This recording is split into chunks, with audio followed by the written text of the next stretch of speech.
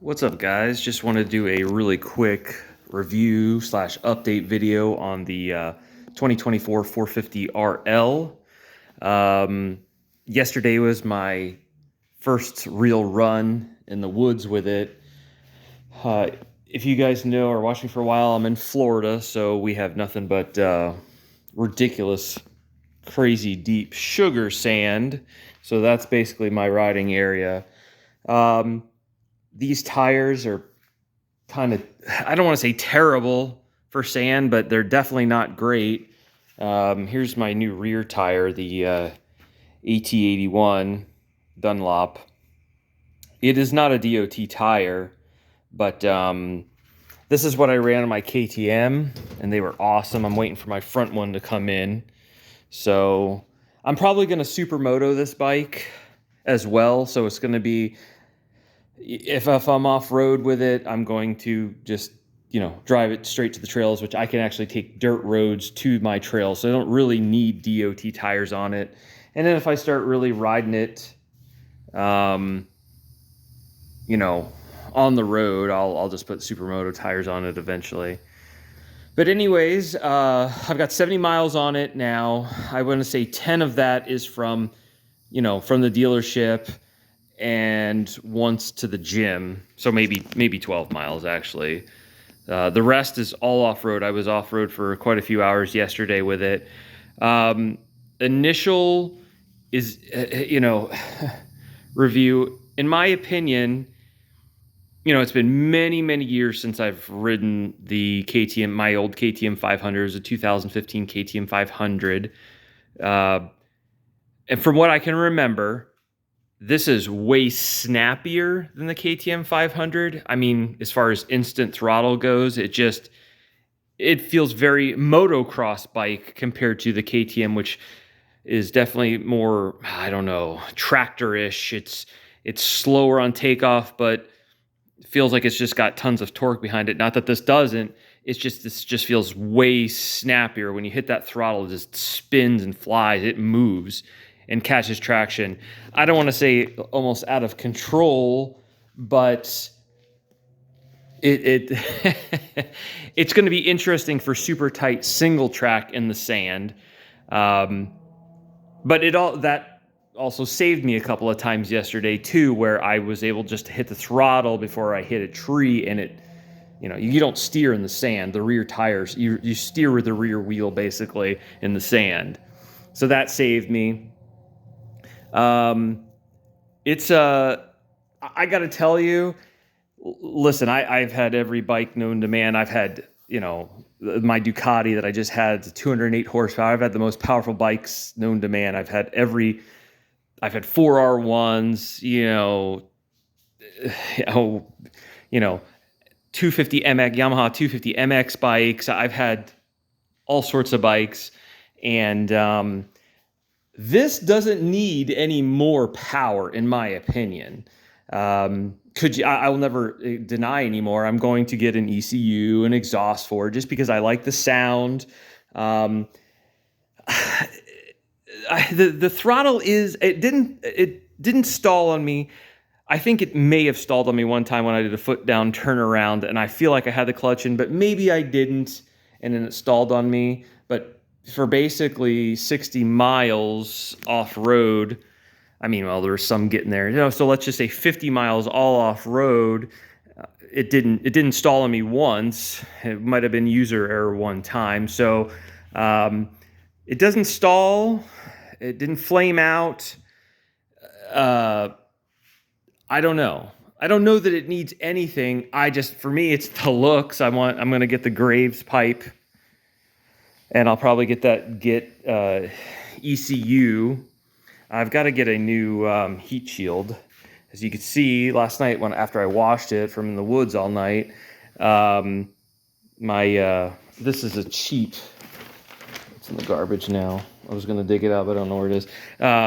It was just, I actually bought it for these things here for my other bike.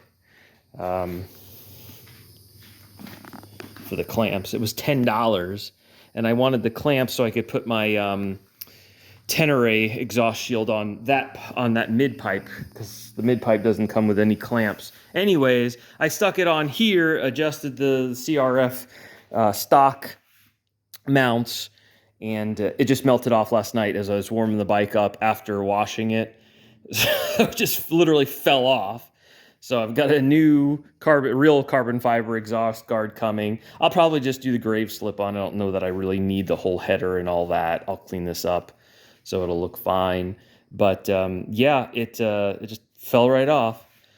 So as far as power goes, I am not disappointed at all in the power of this bike. Off-road, it does fantastic. I mean, of course, my GoPro, I turned it on yesterday, hit the button, and I guess it never turned on. So I have zero footage yesterday, and my battery lasted the whole time. It just was on, but I never recorded. So that sucked.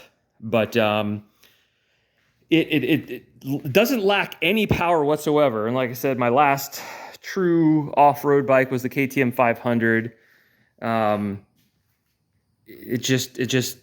It feels plenty powerful.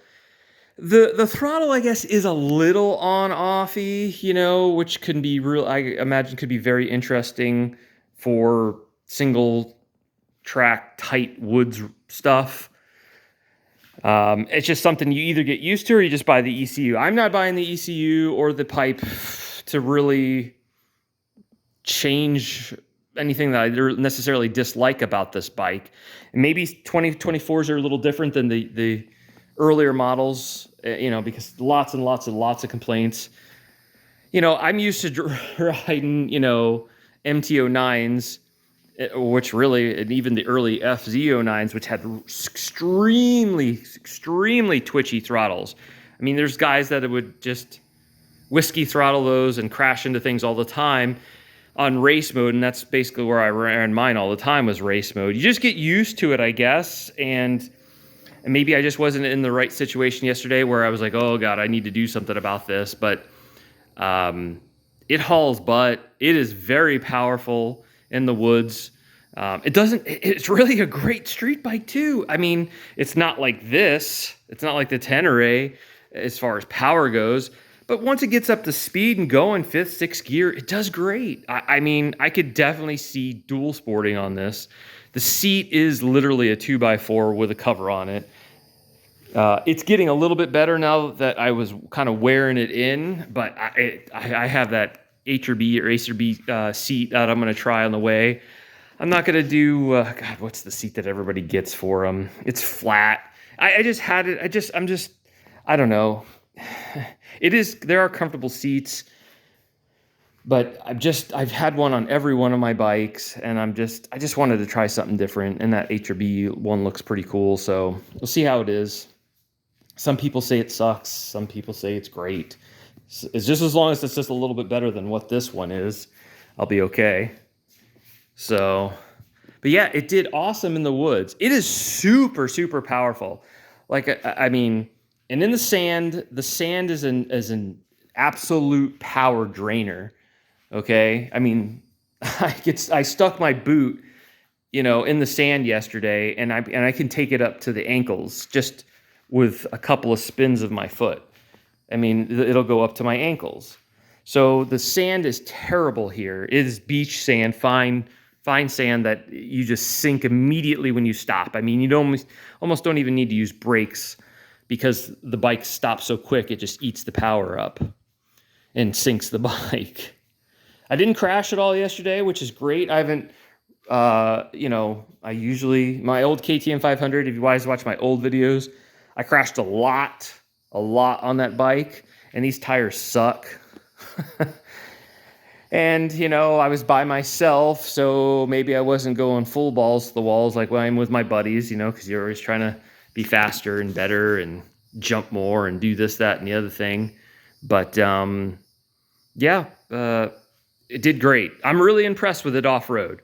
It's way more powerful than I thought it would be in the woods. And maybe because the tires are wimpy and it can spin them super easy. And I just felt like, when I'm going around a corner in those high berms full of sand, I literally had no traction. I slid sideways for 2 foot easily, and it just was, and it made it interesting. It was fun. It was scary at some points, but it would catch and then it would wheelie.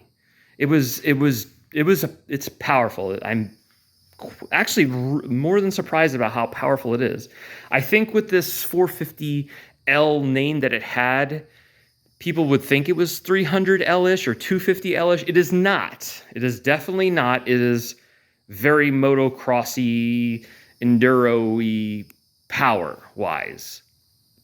So yeah, it does great off-road. I'm very impressed. Again, the tires, those need to be changed. Just for me, a guy that's doing trails and dirt roads and probably some regular trails, these tires aren't terrible, but the sand, I mean, if you guys watch my old videos, look at the sand that we ride here. It's insane. It's guys that come and ride with me that have never ridden the sand before, I mean, hate life.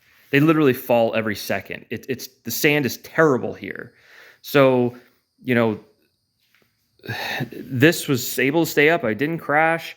You know, I'm going to change the tires because they do suck for the sand. They just don't grab as much as, let's say, those AT81s do. So, but if you're just a regular trail guy or dual sport guy, or, you know, it's got more than enough power, and the tires, I think, would be just fine for you. So, my fork covers, these ones are coming. They should be today. The seat should be coming in today. My front tire should be next week. I was actually, I always test all my bikes on this Powerline run. I actually took my old Tenere down it. I hit about 45 on that. I used to hit 50 to 60 miles per hour on the KTM 500. Yesterday, I just had boots on and a t-shirt and my riding shorts, pants shorts. So, you know, I wasn't going balls to the walls, but I hit 55 on the Powerline run on this yesterday, and I was moving. This bike was moving, which, you know, if you see that run, if you can see how rough it is, it's terrible. It's a terrible run. It tests any suspension, any bike. And yesterday I clapped out the suspension. I've not adjusted. I have not done anything to the suspension whatsoever. In my opinion, it actually feels a little bit stiff for me. But, you know, when I was doing this run, I actually bent the rim. I don't know if you can see that. I even stopped, and because it almost threw me off. And I said, uh-oh, that didn't sound good. I felt like, I wonder if I bent the rim, and I looked, I didn't see anything. And then I rode home. It drives perfectly straight. I did 75, 80 mile an hour home on a couple stretches. And yeah, I just need to bend the rim back. When I put the new tire on, I'll see if I can't, you know, get that dent out. Or that, I don't know if you can even see it, but it's just ever so slightly tweaked. So, which really pisses me off. This is a brand new bike with 70 miles on it. But probably my fault. I mean, I need to adjust the suspension on it, go through. I haven't set the sag, anything, but I was riding hard on it. Like I said, 55 miles an hour down that stretch is fast. You know, I'm basically on the Powerline run. There's cars on the other side. I'm passing the cars, you know, that are on the street, but in the dirt.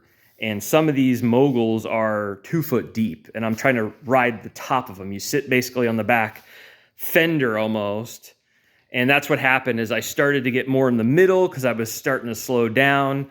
I caught a high berm or high bump, and it just threw me off, tossed me. It almost threw me right over the bars.